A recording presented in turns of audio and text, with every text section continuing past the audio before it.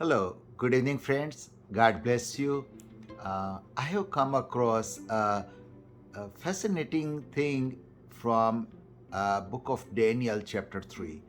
Um, and basically, it comes down to this point that we can see certain things with our natural eyes, the world around us, but there are certain things that we cannot see with our natural eyes. We need God's wisdom and the spirit of understanding from God to see the things that we cannot see with our natural eyes. You know the story in Daniel chapter 3 where King Nebuchadnezzar, who was a great king of Babylon, he erected a statue and he commanded all his people to bow down and worship. And there were three guys, Jewish boys, young man, Shadrach, Meshach, and Abednego. We know the story. The king says that if anybody does not bow down and worship the idol I established, they will be thrown into fiery furnace. And all people die. All people bow down to this idol worship, except Shadrach, Meshach, and Abednego.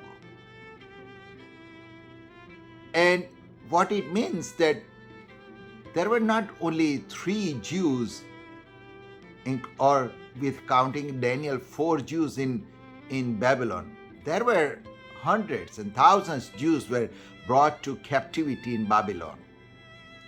So basically, apart from Shadrach, Meshach, and Abednego, all other Jews also obey the king Nebuchadnezzar's order.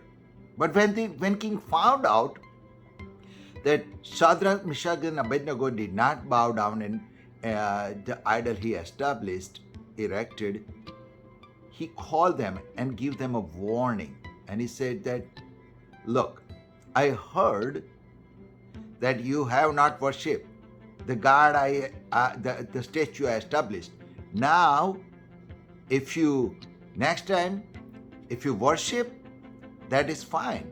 If not, then you will be thrown into fiery furnace. And then king made a bold statement. He said that there is no God who can save you from my hand. That means I'm so powerful that your God cannot save me. And as a matter of fact, what he is saying is true, because King Nebuchadnezzar defeated Israel. He defeated Jerusalem. He destroyed Jerusalem. Not only Jerusalem, he tore down the wall around Jerusalem. Not only that, he burned the temple of God, Jehovah. And he carried away all the vessels and everything that was in the temple to Babylon, to his God's temple. And he replaced the king. He appointed one of his guys to be a king, and then he captured all people, and he left only few people to live in Jerusalem, but rest of them, he took them as a captive to Babylon. So when he said that no God can save you, it was based on the fact, yes, he was arrogant, yes, he was boasting on himself, but his boasting was based on the fact that he did burn down the temple in Jerusalem. He did destroy the temple. He did defeated them. And they were not saved. So he was making that statement based on some facts. Well, Shadrach, Meshach, and Abednego answered him, and they said that our God is capable of saving us from your hand. But if he doesn't, then also we will not worship your statue.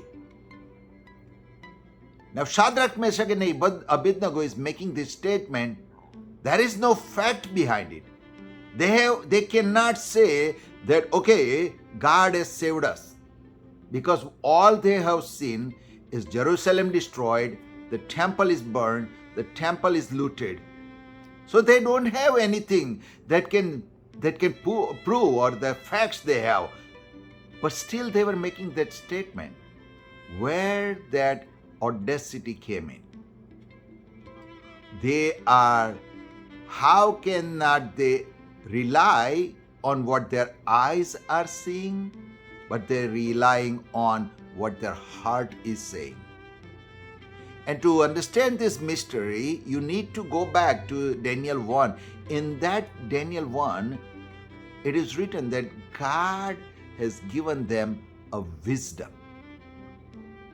And with that wisdom, they are discarding everything their natural eyes is seeing what God is not doing, but through their spiritual eyes, through their heart, they are able to see what God is doing and what God can do.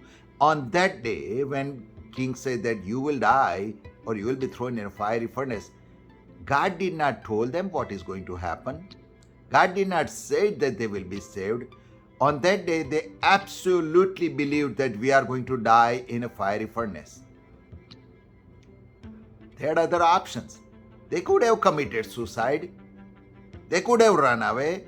They could have fight. Bible doesn't say that they were dragged to fiery furnace. How they hold their posture on trusting God in a very, very dark situation, dark time. Because they were not relying on what their physical eyes seeing. They were relying on the wisdom that God has given them, and that is from inside the eyes of their heart. They were able to see who God is. So many times we face the same situation.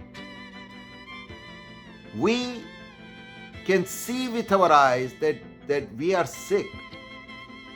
We have problems. We have issues. We have no help. All we are seeing with our natural eyes. And this is my prayer, that God can enlighten your understanding. Ephesians 1:17-21 says that Paul prays for the people of Ephesians, that I pray that God would give you a spirit of wisdom and enlighten your understanding, so that you can understand. You can start seeing through the eyes of your heart. If we cannot see what God is doing, does not mean God is not doing anything. As a matter of fact, what Nebuchadnezzar got success, if you read Jeremiah, 27, it describes it was God who allowed victory for Nebuchadnezzar because of the wickedness of people of Israel and turning their back on God. It was God who allowed. And Nebuchadnezzar is thinking that I am bigger than God and nobody can save me. But we see Shadrach, Meshach, and Abednego started seeing from the eyes of heart. It is my prayer that in your darkest moment, in the toughest time, in your sickness, in your breakup of your relationship, in your family crisis, you will not rely on what your eyes are seeing, but you will rely on the wisdom and understanding that God gives you, His Spirit that resides in you, and He will give you the courage and confidence that you will make it. God will never abandon you. God is on your side. May God bless you. Thank you.